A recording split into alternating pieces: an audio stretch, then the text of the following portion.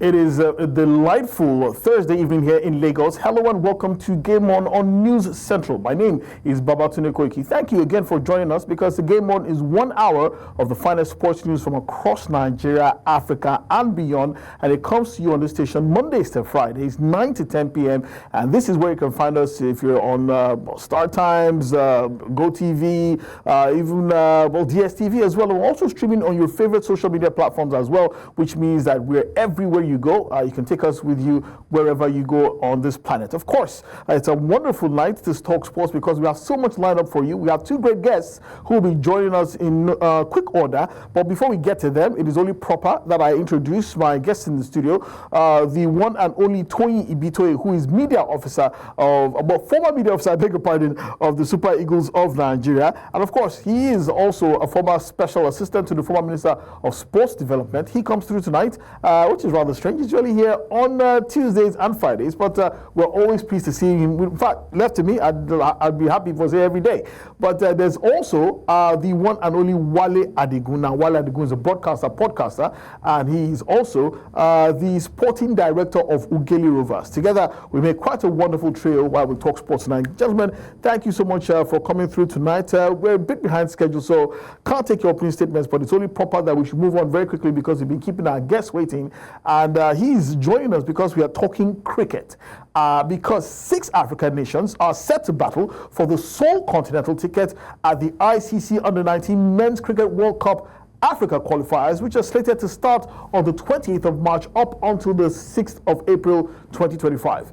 Kenya, Namibia, Uganda, Tanzania, Sierra Leone, and host Nigeria will all face off at the qualifiers, which will be held at the Cricket Oval at the Tafawa Balewa Square in Lagos, as well as the University of Lagos, Akoka. Now, the 6 countries emerged from 3 sub-regional qualifiers for the last leg of the road to the ICC U19 Men's Cricket World Cup 2026, which will be jointly hosted by Zimbabwe and Namibia. Nigeria's under-19 men's captain Gafar Kareem, speaking earlier today at the press conference, admitted that while Nigeria are not regarded as favorites, he and his teammates were greatly inspired by the performance of the Nigerian under-19 women's cricket team at the World Cup in Malaysia and will work hard to win the sole tickets. Let's take a quick listen to Kareem Abdul-Ghaffar. Oh, okay. So, but we'll be trying to get that in due order because the captains of the 4 of the 6 countries were at the press conference today, speaking about their hopes, and also a board member of the Nigerian Cricket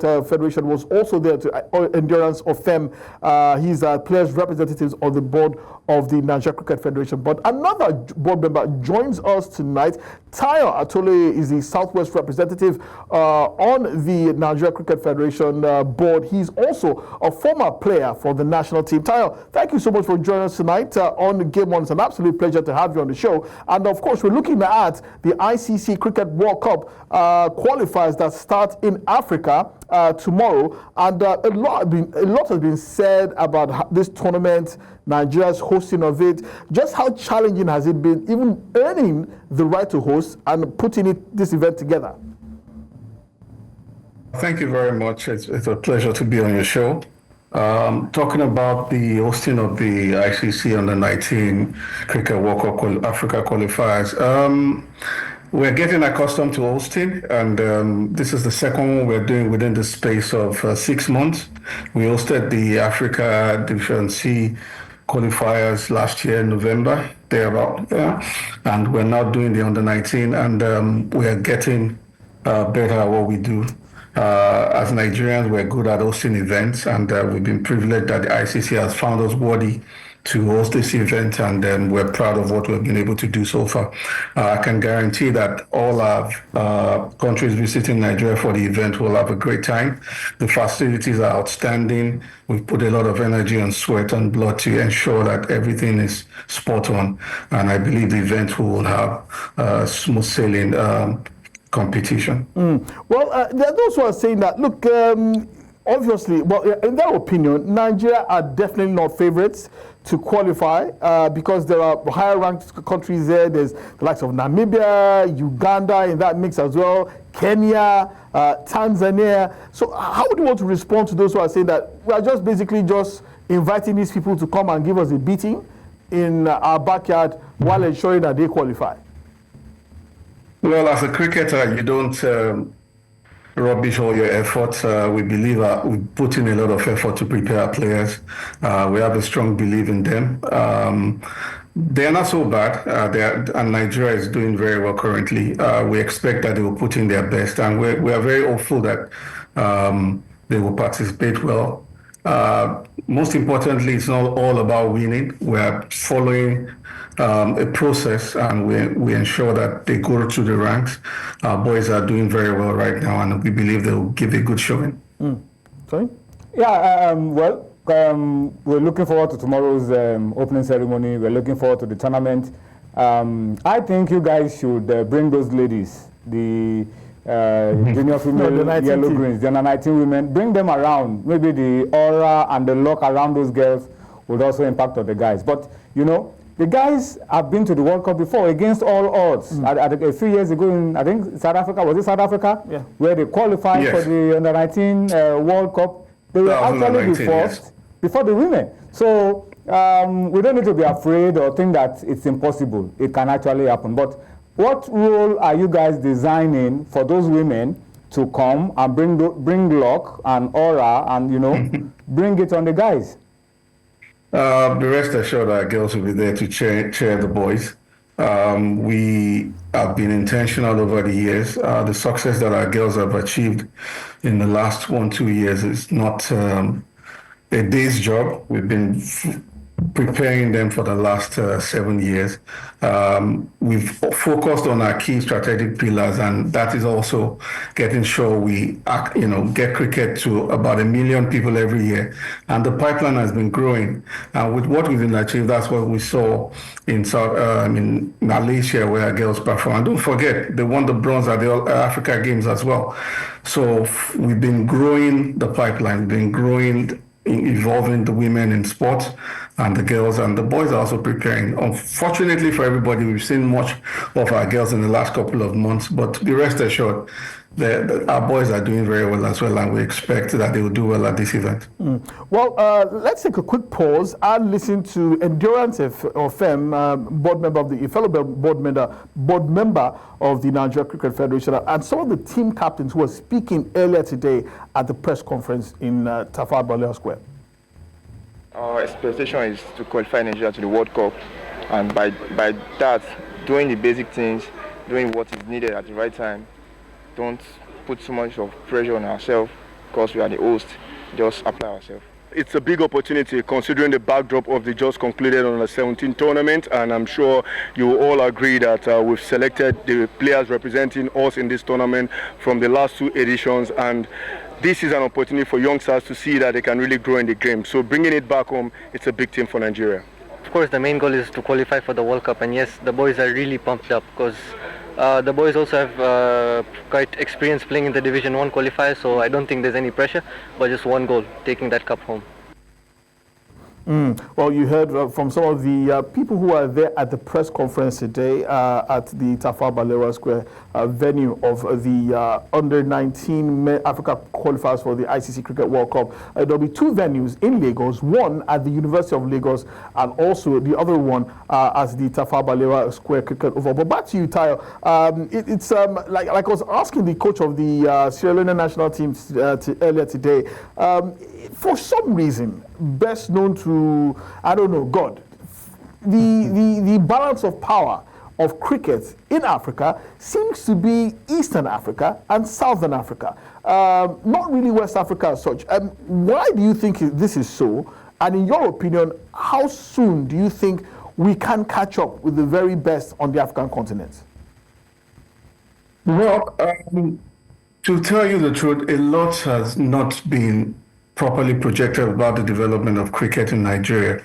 We have probably the best, strongest league in West Africa. We play regularly with the East Africans. We're very good partners with the Rwandese and Ugandans and the Kenyans. And for obvious reason, South Africa is a test playing country, so they're still far ahead of us. Football, Nigeria is a football crazy country, and if what has been given to football is partially given to cricket, I'm sure we'll be a test playing country by now. But be that as it may, Our objective is to become one of the top 3 countries in Africa within the next 1 to 2 years. We're currently ranked 7th in Africa, ranked 35th male in the world. Our women are currently ranked 6th in Africa, 25th in the world. And with what we have been able to put down so far with the development of facilities and, developing our young boys and girls, we've done so well. And I believe that within the nearest future, we're going to be knocking on the door, keeping to the promise of getting to the top 3 in Africa.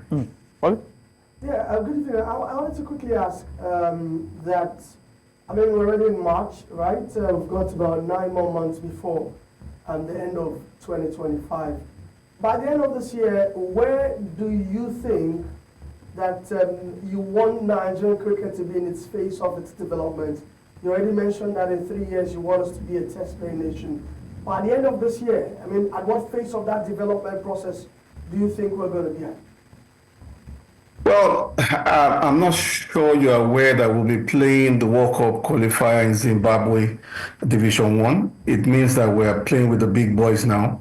Only one ticket goes to the World Cup, and we're one of the 6 countries qualifying with Zimbabwe, Uganda, Kenya, and Namibia for that final coming up, I think, in November this year.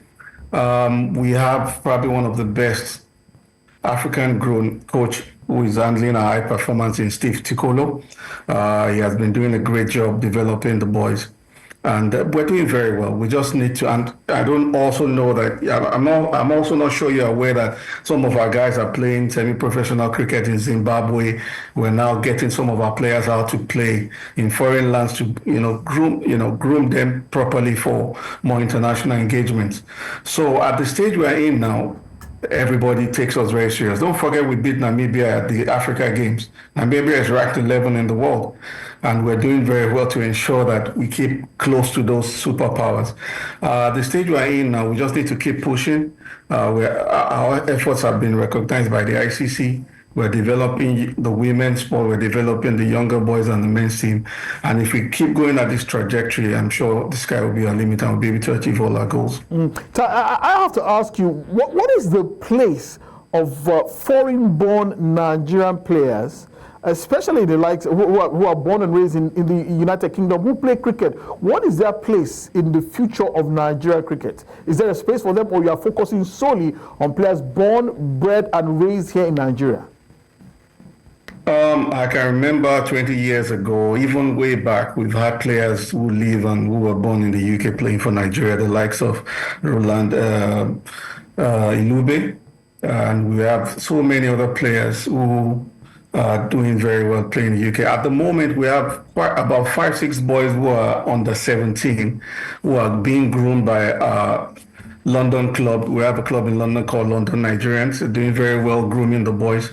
We've had players like Shola Aya, Saeed Akola, they coming in, Dotun Latuji coming in to play from abroad for Nigeria.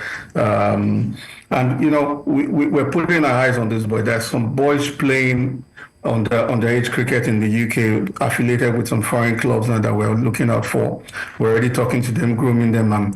I'm sure within the next couple of years, you see them playing on the 17, on the 19 for Nigeria. So we're not disenfranchising anyone, and it's an open, so long as you can play and you can perform and make the team, you'll make the team. Okay, that's wonderful. But still talking about the tournament here in Nigeria, we heard that the Nigerian Cricket Federation is providing support for the Sierra Leone under-19 men's cricket team after travel issues. So the airline misplaced their luggage. Stormy weather across West Africa saw their flight from Freetown rerouted to Lomé before the team were airlifted and arrived at 3 a.m. Thursday morning today, unfortunately without their luggage and their equipment. And manager of the team, John Caps Jenner, spoke about their ordeal earlier today. So let's take a listen to him. The last trip was to Lagos, but we had to stop somewhere. Just like now to drop someone off. Which airline was that? Was that Askai? Askai. Yeah. And we got into such that was like a storm, really. And 200 people were just screaming. They thought, I generally thought I was going to die. I've never seen anything like it. It was going up, down, and the whole plane was, everyone was falling out of the seats. And and you know, people were praying and what have you, and eventually, I didn't even realise this, but they turned around and went back to where we originally came to. So I didn't even know that. I was just like this all the while because I was that scared. And we stopped in Togo, and then we asked them to help us out. You know, we wanted to get a bus to come here. We were prepared to get a bus to come, but we couldn't arrange a bus. So they said we could get you another flight. So that's what we done. We came on another flight about 7 or 8 hours later, and we arrived here about 3 o'clock this morning. So, but not only have we lost our cricket kit, the coach has lost all his clothes. Really, really scary scenes John Capshaw was describing. But before I let you go, what kind of support the Nigeria Cricket Federation providing for our brothers from Sierra Leone? He basically said that, look, we just need a few bats, a few little equipment so that we can get the team to play. That his team had been preparing for so long. It would be a shame if they cannot even get onto the pitch to show exactly what they've been working on for the last few months. What kind of support is the Nigerian Cricket Federation providing for them? I want you to be rest assured that the Sierra Leoneans are our brothers. We've been close for a long time. They're at home. So if we have to give them our shelter, but everything we have, we'll give it to them. We'll support them. They are our brothers. And I don't think they will have any problem. The Federation will take care of them as much as we can. Okay, that's wonderful. Well, we'll be speaking to Tayo Atoloye, who is a board member of the Nigeria Cricket Federation, a former player himself for the Nigerian national team. Thank you so much for coming through tonight on Game On and telling us what to look forward to at the ICC U19 Africa Qualifiers for the Cricket World Cup that will go down next year. But quick question, Tayo. If Namibia and Zimbabwe are jointly hosting, then why is Namibia participating in these qualifiers again? Aren't they going to rob the rest of us of a chance of getting that one ticket? No, not at all. It's just through the pathway process. They have to participate. It's unfortunate, but don't forget, Zimbabwe too have their own issues at some point. So they are not even meant to be playing all these qualifiers with us, considering that they were once a test playing country. But now that everybody is trying to catch up, they have to play the qualifiers. Okay. Tayo Atoloye, thank you so much for your time. We'll be reaching out to you as the tournament progresses. Thank you again. Best of luck. Thank you. Thank you for having me.